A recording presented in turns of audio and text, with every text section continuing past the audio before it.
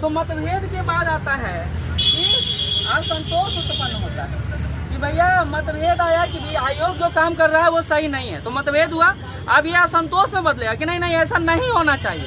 जब असंतोष होगा तो फिर इस विचारधारा वाले लोग जो यह मानते हैं कि गलत हो रहा है वो एक साथ संगठित होंगे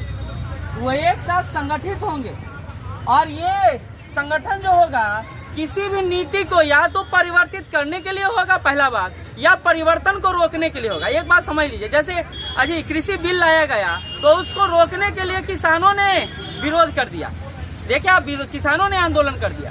तो आंदोलन दो रूपों में होता है, किसी परिवर्तन को रोकने के लिए भी होता है और कोई नया परिवर्तन लाने के लिए भी होता है।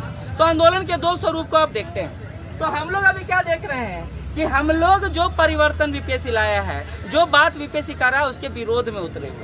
तो संगठन दो रूपों में काम करता है, परिवर्तन लाने के लिए काम करता है और परिवर्तन के विरोध में काम करता है। जैसे नॉर्मलाइजेशन को लेकर हम लोग आंदोलन किए तो वो क्या था, वो परिवर्तन ला रहा था, हम उसका विरोध कर रहे थे। तो 6 दिसंबर को हम लोग सड़क पर उतरे थे और इसी गर्दन विभाग में हम लोग नोटिस लेकर गए थे, है ना। तो मतभेद होता है, तब असंतोष होता है, तब वैचारिक रूप से जो समान विचारधारा वाले लोग हैं वो संगठित होते हैं। फिर इस संगठन को एक नेतृत्व दिया जाता है, क्योंकि कोई भी आंदोलन, कोई भी विरोध, कोई भी क्रांति, विरोध तो खैर व्यक्तिगत हो सकता है, कोई भी क्रांति बिना नेतृत्व का, बिना लीडरशिप का काम नहीं करता है। ये बात याद रखिएगा। और एक लीडरशिप होना जरूरी है। लीडरशिप कई सारे हो सकते हैं, जैसे आप भारत के स्वतंत्रता संग्राम में देख रहे होंगे कई लीडर हैं जो एक साथ काम कर रहे थे। तो इसी तरह शिक्षा सत्याग्रह के स्वरूप वो भी देख सकते हैं। तो संगठित होते हैं, एक नेतृत्व प्रदान होता है और इसका फिर एक लक्ष्य डिसाइड होता है। तो हमारा लक्ष्य क्या है, है ना। तो एक लक्ष्य डिसाइड होता है और इसी लक्ष्य के इर्द गिर्द पूरा कार्य होता है, पूरा क्रियाविधि होता है।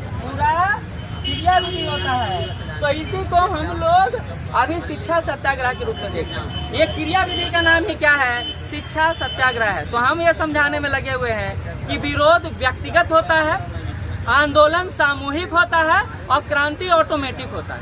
आंदोलन का दो स्वरूप होता है, या तो परिवर्तन को लाने के लिए आंदोलन होता है या परिवर्तन को रोकने के लिए आंदोलन होता है। ठीक है।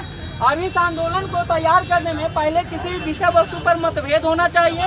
ये मतभेद असंतोष होना चाहिए, असंतोष कई लोगों में होना चाहिए और वो सामूहिक एक विचारधारा को मानते हैं कि ये गलत हो रहा है। फिर वो संगठित होते हैं, फिर इसको लीडरशिप दिया जाता है। ये लीडरशिप लक्ष्य डिफाइन करता है और इसलिए लक्ष्य को